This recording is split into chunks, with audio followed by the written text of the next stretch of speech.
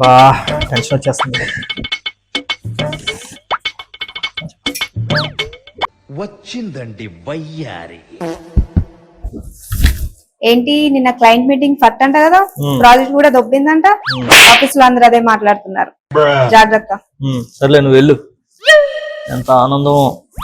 అయినా నాకు తింగరదా అని నాకు చెప్పారు. దానికి తెలుగు రాదు, నాకు ఇంగ్లీష్ రాదు. నా ఇంగ్లీష్ క్లయింట్కి అర్థం కాకపోతే నాదా తప్పు. ఆ క్లయింట్ గాడికి బాంబులాగా దిండి.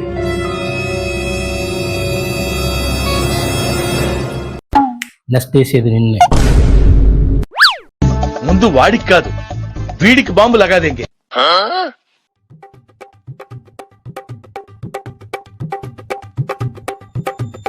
ఇదిగో నిన్న మనం క్లయింట్ మీటింగ్ మిస్ చేసాం కదా, ఎందుకు మిస్ అయింది, ప్రాజెక్ట్ అసలు ఎందుకు రాలేదని చెప్పి హెచ్ఆర్ చాలా కోపంగా ఉంది. కాసేపట్లో మన ఇద్దరిని లోపలికి పిలుస్తారు, ఇంకా మన జాబ్లు ఫట్. అరే పెద్ద సమస్య వచ్చి పడిందే.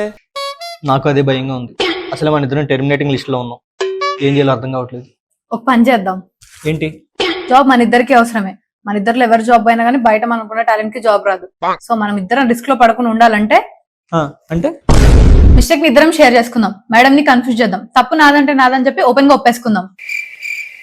మేడం కి ఇప్పుడు ఎలాగో యూఎస్ క్లయింట్ తో మీటింగ్ ఉంది కాబట్టి ఏ డిసిషన్ తీసుకోవాలో తెలియక మనం మహా అంటే తిట్టి పంపించేస్తుంది. ఆ తర్వాత మర్చిపోతుంది. అంతే.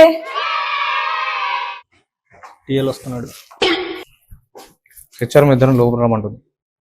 రండి, ఈరోజు మీకుంది.